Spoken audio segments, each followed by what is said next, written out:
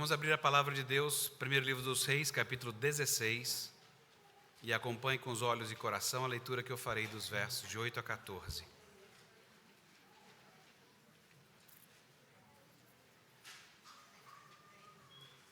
Se você nos visita, nós temos feito a exposição na primeira carta aos Coríntios pela manhã e a exposição no primeiro livro dos Reis à noite. E estamos aqui no capítulo 16. Queria pular para o 17, que é mais divertido, mas o duro é que você fica procurando um sermão para ver se alguém já tratou dessas coisas, e tem alguns lugares que ninguém quer nem saber de pregar, né? Esse é um deles. Vamos ouvir a palavra de Deus com mente e coração. A palavra de Deus diz assim: No 26º ano de Asa, rei de Judá, reinou Elá, filho de Baasa, sobre Israel em Tirza, por 2 anos. Conspirou contra ele seu servo Zimri, comandante da metade dos carros. Ele estava em Tirza, bebendo, embriagado, na casa de Arsa, que supervisionava o palácio em Tirza. Entrou Zimri e o feriu e o matou, no ano 27º de Asa, rei de Judá, e reinou em seu lugar. Logo que começou a reinar e se assentou no trono, feriu todos os descendentes de Baasa. Não lhe deixou nenhum do sexo masculino, nem dos parentes, nem dos seus amigos. Assim, exterminou Zimri todos os descendentes de Baasa, segundo a palavra do Senhor, que foi dita contra Baasa por intermédio do profeta Jeú, por todos os pecados de Baasa e os pecados de Elá, seu filho, que cometeram, e pelos que fizeram Israel cometer, irritando ao Senhor, Deus de Israel, com os seus ídolos. Quanto aos mais atos de Elá e a tudo quanto fez, porventura não estão escritos no livro da história dos reis de Israel? Vamos falar com o nosso Deus uma vez mais? Bom Deus e Pai, ajuda-nos a meditar nessas palavras, a refletir. Ajuda-nos a ouvir a Tua voz e a mensagem que o Senhor tem para nós. Nós oramos agradecidos, Deus. No nome de Jesus, amém. Um rascunho bem pequeno da estrutura do texto. O texto, ele traz uma série de referências. Essa é a palavra mágica. Referências. Então, as coisas acontecem com referência a um rei de Judá. Então, num certo período do rei de Judá, Elá reina. Então, tem o que acontece com ele e onde ele estava, que é marcado por essa referência ao rei de Judá. Então, isso fecha um pedaço do texto. E depois, tem outra referência, que é a referência do que foi dito. Afinal de contas, essa é uma história muito parecida com a história de Nadab. Então, Baasa vai e extermina toda a família de Jeroboão, matando a Nadab, etc. Então, o texto, inclusive, de Reis 15 é muito parecido com esse, em termos de história. Então, você tem uma referência que é o reinado de Asa em Judá. Você tem essa outra referência que é uma história que envolve uma questão profética, e a outra referência que é a palavra do Senhor que nunca volta vazia. Então, baseado nessas referências que nós vamos trabalhar, tá bom? E aí vai a introdução. William Golding publicou em 1954 O Senhor das Moscas. Se você não leu, haja estômago. Golding, como outros autores ingleses, ele participou de muitas batalhas em guerras. Quem viveu ou vive em períodos de guerra testemunha muitas atrocidades. E mesmo um poeta como ele chega até a questionar o valor da estética moral. As grandes guerras, a Guerra Fria na sequência, ajudou muita gente a perder fé na humanidade. Eu não gosto de falar isso, mas é isso que as pessoas sentem. Perder fé na humanidade. É como esse período dos reis da Bíblia. Vidas sombrias são vidas vividas sob elevado e constante senso de ameaça e pavor. É como o povo de Deus está vivendo esse período o tempo inteiro. Sob condições assim, vem à tona o que há de pior no coração humano. A mudança constante estabelecendo padrões novos para alguém ser aceito, o medo do desprezo, a vergonha de não estar na lista dos 10 mais, tudo isso faz uma grande composição. As guerras, elas mudam de jeito, mas as pessoas cada vez mais perdem fé no que é humano de fato. Não sem razão, as metas contemporâneas, obrigado Daniel Lopes, as metas contemporâneas são de uma melhor saúde mental, melhor condicionamento físico, melhor alimentação e finanças melhores. Tudo voltado para si mesmo, não há próximo, não há Deus. A obra O Senhor das Moscas não é uma obra religiosa, mas mostra um pouco desse gosto amargo, do que acontece com o ser humano deixado à própria sorte. A obra é um questionamento da natureza humana, a sua essência. Do modo como escreveu, dá a entender que o ser humano não tem jeito. Em suas raízes, o mal e a violência alimentam a árvore. E, inevitavelmente, o mal e a violência virão à tona se a ocasião mostrar. E então você vê os frutos. Beuzebu, conhece essa palavra, não é? Beuzebu em hebraico é Baal-Zevuv. E algumas vezes pode ser traduzido como Senhor das Moscas. Por isso o título do livro. No Novo Testamento, Beuzebu é o maioral dos demônios na compreensão dos fariseus. A história de O Senhor das Moscas se passa durante um período de guerra em uma ilha deserta. Por causa da guerra, algumas crianças foram colocadas em um avião que cai nessa ilha. Não houve adultos sobreviventes. Não há destroços e nem corpos de adultos. Apenas 2 grupos de crianças. Crianças e pré-adolescentes. Na ilha, há porcos, árvores frutíferas e uma nascente. Eu acho que ele pensou bem no Éden, não é? Vou fazer um Éden aqui e vou jogar crianças e ver o que acontece. As crianças reunidas, elas estabelecem a liderança inicial, sempre ecoando como que os adultos fariam numa situação como aquela. A higiene pessoal deles é precária, nem precisa me dizer meninos, sem ninguém mandando fazer nada, eu estou imaginando o resultado. A saúde pessoal deles é precária, assim como as suas cabanas. Os mais novos acreditam que haja um monstro na ilha. Um dos meninos mais velhos finalmente entende quem é o monstro, que é o Senhor das Moscas, mas ele é morto pelos companheiros sem que consiga contar. As ligações com o que é civilizado vão ficando distantes e as crianças, elas se questionam. Fizemos tudo como os adultos fariam, por que não está dando certo?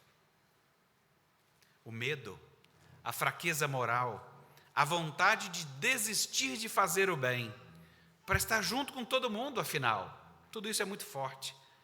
E a referência acaba sendo apenas eu mesmo.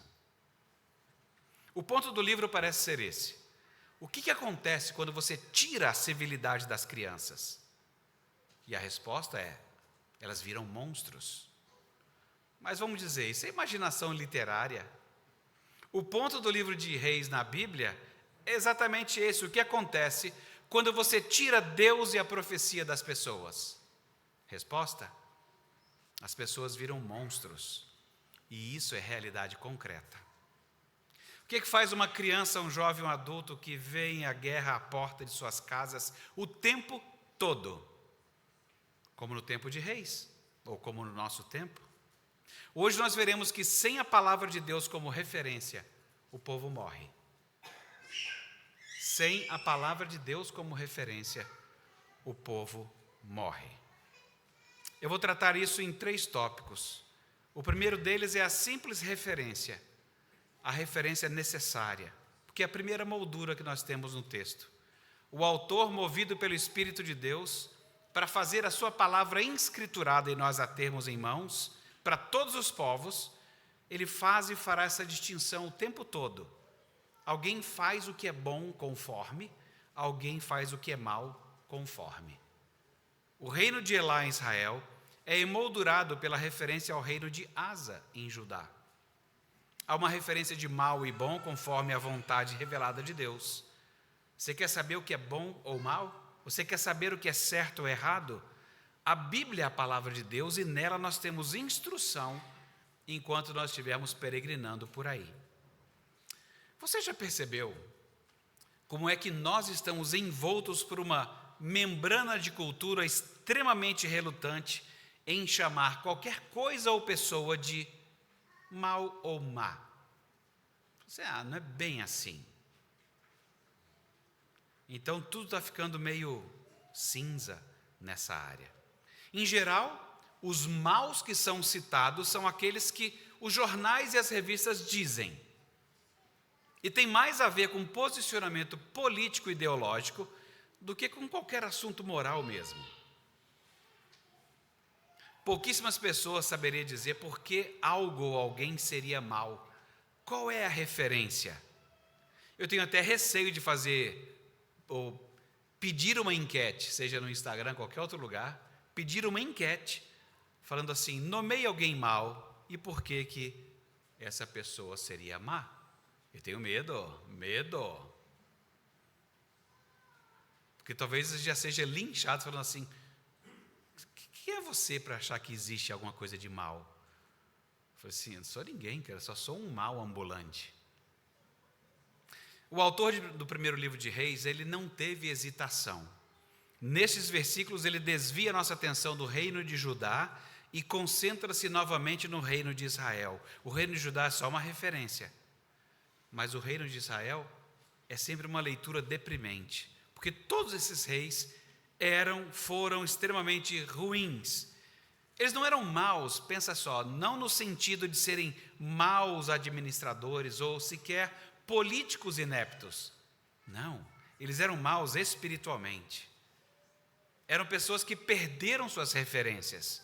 Eles não levavam em conta Deus ou suas leis, e sequer a justiça devida ao próximo. Afinal, eram reis. O rei exerce juízo e justiça. Essa é a duplinha que acontece o tempo inteiro. Ouviu falar de rei, ele exerce justiça e juízo, sempre. Os reis do norte, e Elá em particular, eles mergulharam cada vez mais fundo na idolatria e cada vez mais fundo em problemas. O filho de Baasa, Elá, o sucedeu, mas reinou apenas 2 anos. E é aquele paralelo que eu havia comentado, Nadab, Baasa, Elá, Zimri. Acontece exatamente a mesma coisa e exatamente a mesma quantidade de anos. Agora, observe a referência que Elá era. Olha a referência que era esse rei. Especialmente com relação ao combate aos inimigos. O exército de Israel, você vai saber disso lá no verso 15, não no nosso texto, estava em combate em Gibeton. Bom, se o exército estava lá, onde estava Elá? Elá estava lá, né? Bebendo, até cair de bêbado. Em Tirza. Ele deveria estar em batalha pelo seu povo, mas estava bebendo. A gente já conhece uma história assim, não é? De quem deveria estar no campo de batalha e não estava. Quando você perde a referência da palavra de Deus, que foi a bronca que Davi tomou, não é? Você desprezou a minha palavra. Não foi, como é que você me faz isso com essa mulher? Como é que você me mata, Urias? Não, a primeira bronca foi porque você desprezou a minha palavra. Sem essa referência, você pode fazer qualquer coisa. Aí sim, pode ser Disney. Você pode ser o que você quiser. Sempre no mal, é claro, né? Sempre fazendo uma besteira. Você pode fazer o que você quiser. Sem a referência da palavra de Deus, é isso. Então, no meio dessa cena, surge um agente do Estado, tenho medo de agente do Estado, que resolveu consertar as coisas e agiu criminosamente. Zimri, um miliciano em Israel, comandante da metade dos carros, matou Elá e todos os membros de sua família. A profecia de Jeú certamente vem à memória. Veja que Zimri não é um reformador que está lutando pela honra de Deus. Não. Ele foi um assassino. Quando não há referência da justiça de Deus, a injustiça com as próprias mãos é recorrente. Quando a gente começa a ler essas coisas assim, e quando eu fico lendo o livro de Reis, eu falo assim, oh Deus, mas isso parece tão longe, né? Eu nem sei quem é Zimri. Elá, não porei esse nome nem filho. Está muito longe isso. Como é que eu posso aplicar essas coisas? Bom, eu vou te ajudar. Primeiro, nós somos ensinados a permanecer do que nós aprendemos na palavra de Deus, porque essas palavras, elas podem nos tornar sábios para a salvação em Cristo Jesus. Afinal, toda a Escritura ela é inspirada por Deus e útil para o ensino, para a repreensão, para a correção, para a educação na justiça, para quê? Para a gente ser perfeito e perfeitamente habilitado para toda boa obra. Texto que você aprendeu no Novo Testamento. Agora que nós sabemos que a Bíblia é a instrução de Deus para todos os povos, de todos os lugares, vamos para o segundo aspecto. Você e eu fomos criados como realeza de Deus. É verdade que nós distorcemos isso. Poucas pessoas chamam a gente de príncipe ou de princesa. Se for o Hernandes, ele vai te chamar de príncipe. Ou então se for um namorado assim, um casal de namorado, ou princesa e tal. Todo mundo sabe da realidade, que vocês não são nada disso, mas do ponto de vista de Deus, nós somos sim realeza. Nós distorcemos, é verdade, mas quando nós fomos chamados por Cristo, Ele nos fez nova criação, de modo que hoje nós somos sacerdócio real, Vossa Majestade. Eu tinha vontade de me curvar para todos vocês agora, mas sintam-se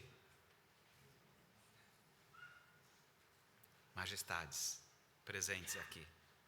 Agora essa é uma conversa de majestade para majestade, em nome de Deus. A nossa realeza, ela está restaurada.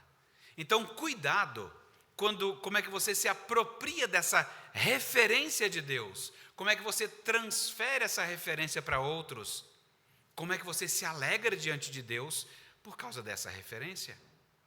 E o movimento é sempre triplo. A grande teologia do nosso pacotinho de texto de hoje é o verso 13. Porque ali você tem, sabe aquele resumão da Bíblia? Amar a Deus sobre todas as coisas e o próximo como a ti mesmo? Está aqui. É o verso 13. Vai lá. Por todos os pecados de Baasa e os pecados de Elá, seu filho, que cometeram. Então, eles mesmos. E pelos que fizeram Israel cometer, o próximo, irritando ao Senhor Deus de Israel com seus ídolos, a Deus. Então, é sempre esse trio, a ti mesmo, ao próximo, a Deus. Isso vai estar em todas as paradas de sucesso da sua vida. Sempre, qualquer pecado seu, especialmente aquele que você fala assim, ninguém tem nada com isso. A igreja não tem nada com isso. Eu amo essa parte. Quando o pecado ele é realmente profundo, o atrevimento é tão grande que você fala assim, a igreja não tem nada a ver com isso. Fala assim, você pode até achar, mas a gente vai sofrer. Nós seremos sangrados também. Nós sofreremos também. Porque não existe pecado que afete a você mesmo, que não afete o próximo, que não afete a Deus. É sempre essa tríade. Então, dessa forma, Vossa Majestade, eu quero perguntar, ter uma ideia de como é que estão os seus súditos em casa, vendo as suas referências. Ou você está achando que em casa você pode reinar como você quer. Davi chegou a achar isso, não é? Que ele podia reinar como ele queria, ter o que ele quisesse. Não, não pode. Vocês esqueceram que vocês reinam em nome de Deus? Talvez alguns que se esqueceram disso hajam em casa como tiranos, que é uma corrupção da realeza. Tirania. Não. Então, para você ter uma ideia de como é que você faz as coisas, majestades. Quando a situação está difícil, você busca a Deus ou alguma química resolve isso para você? Se eu perguntasse para Elá, eu já sei a resposta. Quem é que quer ser conhecido assim? Essa é a história de Elá, um bêbado que foi morto. Quando as coisas estão difíceis, havia uma batalha em Israel. A que você recorre? Alguma química? Ou com Deus mesmo? Quando alguém faz alguma coisa errada, o mundo desaba com as suas exigências insuportáveis de acerto, ou você tem uma referência última que continua sendo Jesus, o único ser humano perfeito? Sabe, para poder balancear como é que você encara o outro. Se você está esperando tanta perfeição do outro, a vida é insuportável, tirano. Se fosse assim, né, que você agisse majestade. Onde é que você busca a sua referência final? No nosso texto consta que Elá tinha um vizinho que já andava no caminho de Deus, o rei Asa. Ele poderia se encontrar com seu vizinho e se aconselhar, porque essas coisas correm. Essas coisas correm. Assim como a gente fica sabendo, está sabendo lá da igreja? Estão tendo uma assembleia lá, e parece que a coisa está feia. Lembra da fulana e o fulano? Então, fizeram sim. E o negócio lá está pegando fogo. A gente não ouve falar essas coisas. Ou você ouve falar assim, lembra daquela igreja tal, que estava quase morta? Rapaz, houve uma ação de Deus lá, eles estão pregando o evangelho como nunca, está uma maravilha. A gente não ouve falar essas coisas? E não é só de vizinhança, de cidade, de países. Ele tinha uma referência. Alguém que já estava andando no caminho de Deus, estava indo bem, obrigado. Ele poderia se encontrar com o seu vizinho e se aconselhar. Uma pessoa que não sabe o que fazer, procura outros. O que acontecia no tempo dos reis, e acontece no nosso tempo, é que nós não queremos mostrar que precisamos aprender. Às vezes nós estamos tão preocupados com o nosso nome, que nós deixamos de usar parte do corpo de Cristo, que Ele colocou disponível para nós. Teimosamente, alguns insistem e falam, só me dá mais tempo que eu vou descobrir como faz, sozinho, perguntar para ninguém. Só me dá mais tempo, preciso falar com ninguém.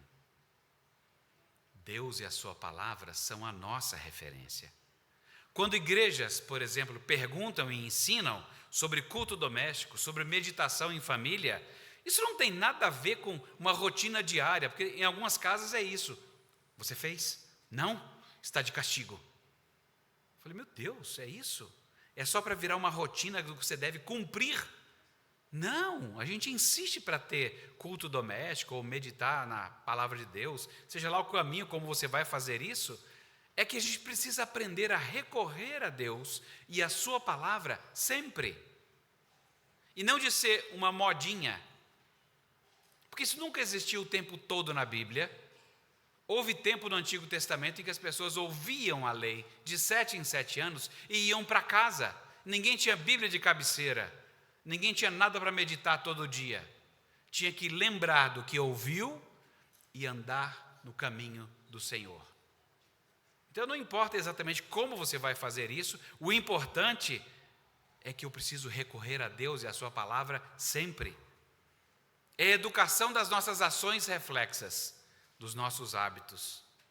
Vocês já perceberam como é que nos filmes e novelas, ou nos romances e contos, como é que a vida fica caótica sem Deus e a sua palavra? É que você não quer estragar, quando está todo mundo assistindo um filme, todo ali, né? Você fica olhando e fala assim, que desgrama, né? Cara, não tem uma igreja para nada, não tem uma Bíblia, não tem um conselho, um treco, nada. E você continua a ver o filme, se você disser isso, você estraga a vida de meio mundo, né? Assim, que droga, cara, que desenho mais porco. Só gritaria, só... Como é que resolve isso desse jeito? Não tem nada da palavra de Deus. A vida fica caótica sem isso. Houve alguns críticos do Senhor das Moscas dizendo que, sabe aquelas pessoas que acham que o ser humano não é exatamente assim? Existem sociedades, você vai procurar, existem sociedades que se deram muito bem, sabe, tipo Mowgli.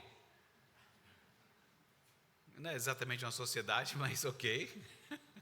Mas que deu certo, e que as pessoas fizeram as coisas adequadas, houve crescimento, plantaram.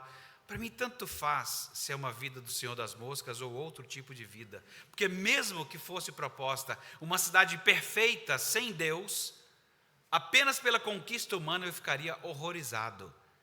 Pensa num lugar que eu teria medo de morar. Um lugar que é perfeito sem Deus. Porque é óbvio, pode procurar.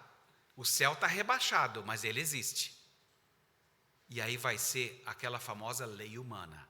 Aqui é o seguinte, você tem que usar a roupa desse jeito, aqui você tem que se sentar desse jeito, essa é a hora de levantar, porque foi assim que essa cidade deu certo. E aí as leis vão sendo estabelecidas. É apavorante, porque fica mais estranho ainda. Como é que alguém pode oferecer um mundo perfeito sem Deus? Você na hora sabe que é fake news. Na hora.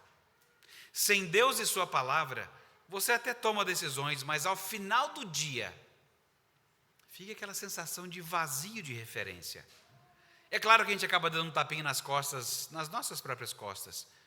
E a gente se anima dizendo, é isso aí, você decidiu algumas coisas.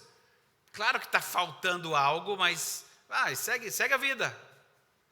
Sabe, referência. O povo de Deus tem sido dizimado por falta dela. Quais são as suas referências, majestades? Quando vocês têm que mudar de casa, de estado, de país, quais são os critérios que você usa? O lugar de adoração está na lista? Ou você está tão sem referência que você nem pensou nesse assunto? Você vai ser promovido. Que aspectos você vai considerar para desejar sequer isso ou aceitar uma promoção?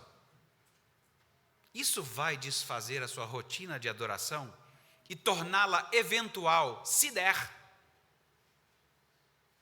Mas vale a pena a graninha, né? Entendeu? Eu estou mudando para esse lugar porque a grana é boa. Não tem igreja perto, não tem crente perto, não tem nada. Mas assim, eu e meu Jesus, entendeu? A gente dá conta disso aí. Falei, rapaz, em corpo a gente já não dá conta. Juntos, a gente já não dá conta. Desculpa, Beatles, nem juntos está dando certo. Porque é difícil mesmo. Vai trocar de carro? Você considera isso diante de Deus ou apenas junta dinheiro e escolhe o modelo que te deixa mais importante, mais forte, mais imponente? A não clareza dessas referências resulta num povo que aprende com seus líderes a andar nos caminhos contrários a Deus. E tudo bem, todo mundo erra mesmo. As faltas de referência, vocês acham que em Israel aconteceu assim, de repente?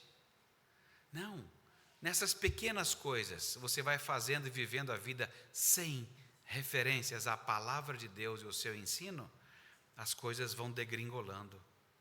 Então, majestades, a nossa referência última é o nosso Senhor Jesus. A palavra de Deus sempre esteve na sua boca, em suas decisões, nos momentos mais difíceis. Bom, essa é a referência simples. Mas no nosso texto também tem a referência de atitude. Referência de atitude que o nosso texto trata é só bebida. Elá gostava de beber pelo jeito. E qual o problema? Qual o problema? Todo bêbado fala isso, né? Ele não estava adorando. Peraí. Você está me enchendo a paciência com o meu copinho. Eu não estou adorando o bezerro de ouro, tá? Eu sei os meus limites. É maravilhoso, né? Você acha mesmo que são coisas diferentes? Bebedeira e o bezerro de ouro? A palavra de Deus deixou bem claro, não terás outros deuses diante de mim. Pode ser a bebida. Nada. O nosso texto continua a nos informar sobre os sentimentos de Deus. As pessoas irritavam Deus. Então havia raiva. Deus é um Deus de ira. E essa linguagem para Deus ela já estava enraizada no decálogo. E tem esse ponto de referência claro: adoração ao bezerro de ouro. Foi assim que Jeroboão estabeleceu as cidades do norte, com os bezerros de ouro. Então, herdado de Jeroboão, você tem os bezerros de ouro, festa e bebida. Isso lembra alguma coisa? Deveria. As nossas referências vão lá para Êxodo. Por quê?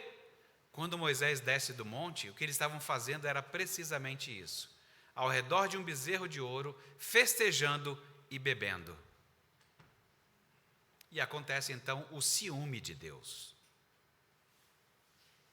que é um sinal que Deus não fica indiferente à infidelidade das pessoas, assim como nós pessoas também não ficamos indiferentes à infidelidade uns com os outros. O ciúme, ele é uma emoção muito complexa. Aparece dor, aparece tristeza, decepção, raiva, às vezes tudo mesmo ao mesmo tempo, às vezes em escalas. E a raiva é a mais comum dessas emoções divinas, expressa na Escritura, e mostra esse tipo de apostasia que a gente lê aqui. Em todos os casos, a ira é provocada pelas atitudes idólatras dos reis do norte, que estranhamente, você percebeu isso? A gente sempre fica mais apaixonadinho por Judá, né? E larga as 10 tribos para cima, mas Deus fica falando o tempo todo: o meu povo. Deus não abandonou, e está chamando sempre de o meu povo. Para nós, os 10 do norte já era. Para Deus, Ele ainda fica chamando do seu povo. E a questão é sempre o primeiro mandamento: fidelidade somente a Deus dentro desse relacionamento de compromisso. A ira divina reflete então essa seriedade com que Deus encara essa relação conosco. Essa intimidade não pode ser violada, porque traz consequências negativas e um colapso social. Então, rei lá, um bêbado. Quem é que queria ter isso na sua lista, ser lembrado desse jeito? Eclesiastes capítulo 10 tem um texto assim: ai de você, ó terra, quando seu rei é uma criança e seus príncipes festejam pela manhã. Feliz você é, ó terra, quando seu rei é filho de homens livres e seus príncipes festejam na hora certa, por força, não por embriaguez. Um rei ébrio como Elá é uma perversão da sua vocação como magistrado sob Deus. E o dano é imenso quando um governante, vossas majestades, quando um governante transforma diversão em ocupação. Infelizmente, por extensão ao nosso sacerdócio real, majestades, não se trata de um problema lá longe. Pensa o que diriam de você. Como é que a sua vida seria resumida? Vai ser como Elá? Será que o resumo da sua vida é assim? Ah, cara, ele realmente amava o futebol, não fazia mais nada. Ou, ele amava os joguinhos, não fazia mais nada. Ou, ela realmente amava seu celular. E eu faço questão de, no caixão, deixar um celular por cima. Ela amava aquele celular, não fazia mais nada. Há reis e rainhas aqui, nas igrejas locais, aqui na Semear. E eu espero que não haja reis e rainhas como gente que podem ser homens que sabem a escalação dos seus times desde o século XX, mas que nunca ensinaram o catecismo aos seus filhos, mas sabe a escalação de tudo. Então, seu problema não é memória. Eu não consigo decorar esse negócio. Consegue, miserável. Sabe a escalação do seu time desde o Zico. Que é bastante, né, cara? Muita gente mudou de lá para cá. Talvez o pastor dessa igreja nem falasse tanto do Flamengo, se conhecesse aquela geração. Mas não conheceu. Há rainhas que sabem todas as músicas do seu artista preferido, mas não sabem um salmo de cor. Conhecem todos os remédios de resgate, mas nunca tentam a medicina de Jesus como seu resgatador. Como é que pode isso? Que referência é essa? Com que facilidade nós corrompemos o nosso chamado. Por isso, cuidado se você leu sobre Elá e hipocritamente pensou, bêbado. E ainda chutou Elá assim. E vocês já sabem, vocês são presbiterianos, né? Sabem que a Bíblia não proíbe álcool. Porque outras denominações podem achar que proíbem, entendeu? Então, eu deixei presbiterianos porque geralmente presbiterianos são chamados de bêbados. Foi assim que eu aprendi lá em São Luís do Maranhão, eu achei bem interessante. O rapaz onde eu ia cortar o cabelo, ele era da Assembleia de Deus Reformada. E foi ele que abriu meus olhos para o mundo, cara. Um homem da Assembleia abriu meus olhos para o mundo. E ele começou a me perguntar se eu sabia como é que a nossa denominação era vista. Eu falei, eu tenho a menor ideia. Nunca andei por aí assim. Eu falei, então eu vou te dar uma ideia. Eu falei assim, sério? Isso, desse jeito? Eu falei, vocês presbiterianos são assim. Eu falei, não, quer dizer, são conhecidos desse jeito. Se é desse jeito, eu não sei. Bom, eu disse para ele que era verdade. Não disse não. A Bíblia, a gente sabe que não proíbe álcool.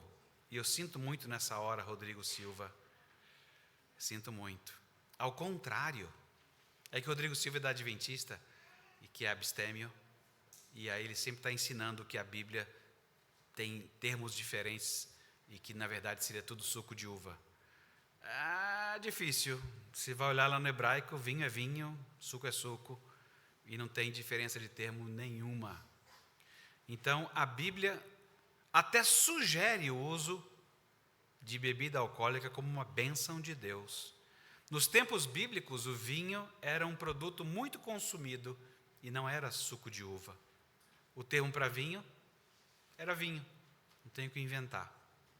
Aqueles que se opõem ao uso de álcool ou consumo em qualquer quantidade, argumentam que Jesus não teria transformado água em vinho, pois estaria promovendo o consumo de uma substância contaminada pelo pecado. Com esse tipo de entendimento, o álcool em si é inerentemente pecaminoso, e o consumo de álcool, por consequência, em qualquer quantidade, seria pecado, como um bafômetro concluiria. Não é? Para ele, tudo que passar de qualquer coisa é pecado. Mas esse não é o entendimento bíblico. Algumas partes da Bíblia falam de álcool em termos positivos. Beba seu vinho com coração alegre, em Eclesiastes 9. Ou o salmista que diz que Deus dá vinho que alegra o coração das pessoas. Você pode ficar feliz com suco de uva, mas ele está falando de outra coisa. Amós discute beber vinho da sua própria vinha, como um sinal da bênção de Deus. E Isaías até encoraja, venham comprar vinho e leite. Aí você fala assim, não Senhor, desculpa, eu vou comprar só o leite. Isso é com você. O álcool em si não é inerentemente pecaminoso, é o abuso dele na Escritura, a embriaguez, Elá, Elá, a embriaguez que é pecaminosa. Então não teria sido pecado Jesus criar uma bebida que contivesse álcool. Será que Jesus estaria promovendo a embriaguez? Pensa só. Será que Jesus estava promovendo a gula quando ele multiplicou pães e peixes muito mais do que o povo precisava comer? Você está vendo Jesus? Jesus, olha, sei não. Ele multiplicou muito mais pão e peixe do que era necessário. Então ele está estimulando a gula. Aí você fala assim, você é louco? Você é doido, varrido? Porque só pode ser para argumentar desse jeito? Claro que não. Criar uma substância que possa ser abusada não torna ninguém responsável quando outra pessoa escolhe abusar dela. Quando Jesus cria vinho alcoólico, ele não encoraja a embriaguez. A crença de que Jesus criou vinho alcoólico está definitivamente mais de acordo com o contexto e com o uso do termo nos originais. A principal, talvez, razão para interpretar como suco de uva é achar que o álcool é inerentemente pecaminoso. Mas não há nenhuma boa razão bíblica para entender isso. Ou para entender João 2, quando ele transforma água em vinho, algo diferente do que é transformar água em vinho. Mas a Bíblia diz que a embriaguez é pecado? Sim. O vício é pecaminoso? Sim. Jesus transformar água em vinho alcoólico violaria de algum modo os padrões de Deus? Claro que não. O álcool também é usado como sinal da ira vindoura na Bíblia. Mas quem é desviado pela bebida sofre graves consequências. É isso que Salomão escreveu em Provérbios 23. No Novo Testamento, a embriaguez é quase sempre incluída na lista dos comportamentos ímpios. E o contraste é tão sério que Paulo relaciona diretamente a algo ou alguém que controla a sua vida.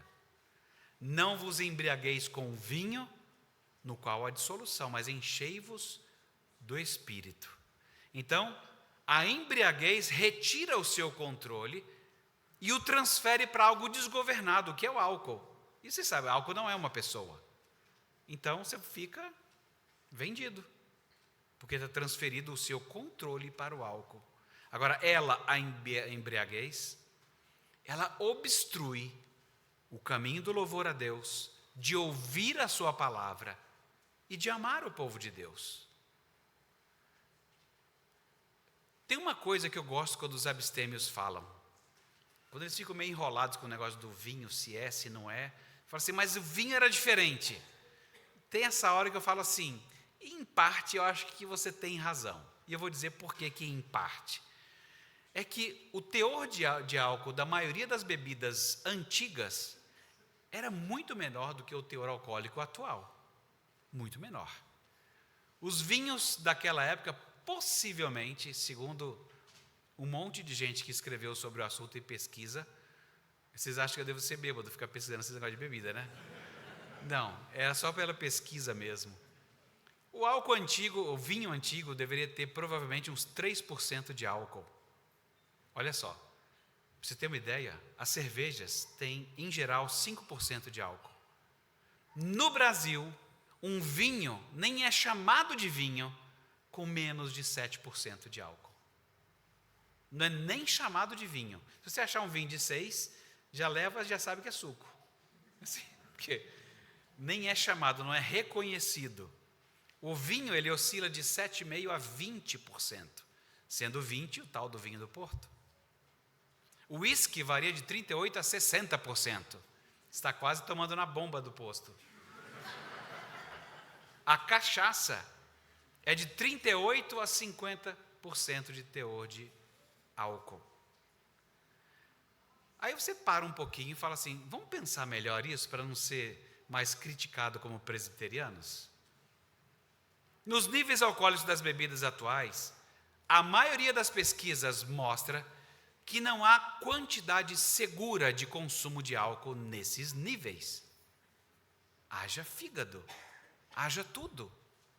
Além de ser outro que não o Espírito Santo que vai governar você aos problemas de saúde. Aí você fala, e o consumo moderado? Vamos pensar nisso. O consumo moderado, sabe o que é chamado de dose? Uma dose. Uma dose não é o cara botando um negocinho para você no balcão. Uma dose é um termo técnico que corresponde a mais ou menos 14 gramas de álcool. 14 gramas de álcool puro. É isso que você tem numa latinha de cerveja, ou numa taça de vinho, ou numa dosezinha de schnapps. Uma cachaçinha ou um uísque. Não é à toa que quando você vai, tem gente que faz coleção daqueles copinhos, né? Sabe aqueles copinhos de dar uma talagada só? Aquele copinho, se você já mediu, cabe entre 45 e 50 ml, que é a quantidade suficiente correspondente a 15 gramas de álcool puro. Não à toa, a lata de cerveja é de 350 ml, que é a quantidade necessária para dar 14 gramas de álcool puro. Ou uma taça de vinho com 150 ml, que é a quantidade necessária para dar 14 gramas de álcool puro, que é uma dose. Nossa, ficamos craques nisso, hein? Deu até, né? Você ficou pensando agora em tomar alguma coisa. Eu imagino. O que vossas majestades precisam entender é a referência que vocês estão passando, vossas majestades. Porque tem crente que acha que pode exercer a sua liberdade plena em casa. Pastor, eu estou na minha casa. Eu falo assim, não mudou nada. Você realmente acredita que você tem liberdade plena na sua casa? Crente real, majestades. Lembre-se do seguinte, a casa é de Deus, a sua vida é de Deus, seus filhos pertencem a Deus, que Ele bondosamente deixa vocês serem chamados de papais e mamães, mas são dele. A sua autoridade, ela é delegada. Quando você fala, na minha casa mando eu, sob Deus. É quase quando você recebe membros na igreja. Vocês estão dispostos a receber, a serem governados por um conselho, enquanto eles permanecerem fiéis às Escrituras? Isso é fundamental. Ninguém vai se submeter a ninguém. Em casa, você não é o rei absoluto, a rainha absoluta. Você age mesmo em casa sob Deus. Sua autoridade não é absoluta. E se você não deveria conduzir um carro, dizem os criadores de leis humanas, o que te faz crer que você pode se embriagar em casa? Enchei-vos do Espírito em qualquer lugar. Talvez muitos presbiterianos tenham esquecido disso e tenham dado vexame. Eu já vi muito vexame em casamento. Você é casamento presbiteriano, né? Eu já vi uns 3 caídos ali. Deve ser. Eu falo assim, oh meu Deus, será que ele não entendeu que enchei-vos do Espírito é em todas as situações? Que eu não vou deixar que outra coisa me controle? Referências. E é por isso que o texto me coloca no final a referência da confirmação profética. A palavra de Deus não volta vazia. O profeta Jeremias, ele disse umas palavras aqui, que na verdade nós estamos em Reis. O profeta Jeremias dirá essas palavras aqui daqui a uns 200 anos, em relação a Elá. E ele disse, olha só, 200 anos depois, o profeta Jeremias estava escrevendo assim, vê se vocês reconhecem algumas palavras do nosso texto.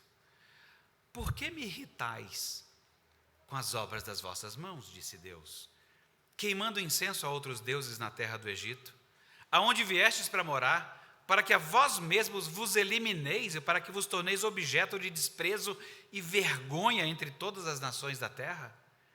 Vocês já esqueceram as maldades dos seus pais, as maldades dos reis de Judá, a maldade das suas mulheres, as vossas maldades e as maldades delas, cometidas na terra de Judá e nas ruas de Jerusalém? Não se humilharam até o dia de hoje, não temeram, não andaram na minha lei e nos meus estatutos que eu coloquei diante de vocês, diante dos seus pais. Perceberam a falta da referência? A referência é Deus e a sua palavra. E quando eles desprezaram isso, eles irritaram Deus. E é o que a gente tem no texto. Vocês perceberam que o que eles passam a fazer quando eles desprezam a referência? Sem a referência da palavra de Deus, o povo morre, ou pelo caos que eles criam, ou por punição de Deus mesmo. O verso 12 traz, segundo a palavra do Senhor, porque a sua palavra, ela nunca volta vazia. Acontecerá do jeito que Deus disse. Jesus, ele é a palavra encarnada. Sem Jesus, o povo morre. Sem Jesus, o povo morre. Se nós não comermos a sua carne, não bebermos o seu sangue, nós não temos vida em nós mesmos. Nós seríamos o maior exemplo de zumbi. Parece que está vivo, mas não está. Quem comer a carne de Jesus e beber seu sangue, tem a vida eterna, e ele nos ressuscitará no último dia. Eu acredito que o escritor chegou bem perto da verdade, de ficar tão desapontado com o ser humano, que falou assim, O ser humano é essencialmente mau. E o máximo que ele consegue é ser um monstro. Mas o que falta, e o que pode transformar alguém para deixar de ser monstro, é quando ele tem o seu coração trocado. E Deus faz isso. Se nós comermos da carne de Cristo e bebermos do seu sangue, Ele vai nos ressuscitar no último dia. Sabe, quando eu leio isso na Bíblia, eu falo assim, rapaz, eu disse isso, eu vi o rosto das pessoas, todo mundo ficou iluminado, falando assim, não vejo a hora de ter uma santa ceia, porque, rapaz, é a bebida que eu preciso. Pelo contrário, às vezes você vê o pessoal animado e fala assim, esse culto acaba que horas para eu tomar uma? Eu preciso que acabe logo esse culto só para uns 45 ml de sossego.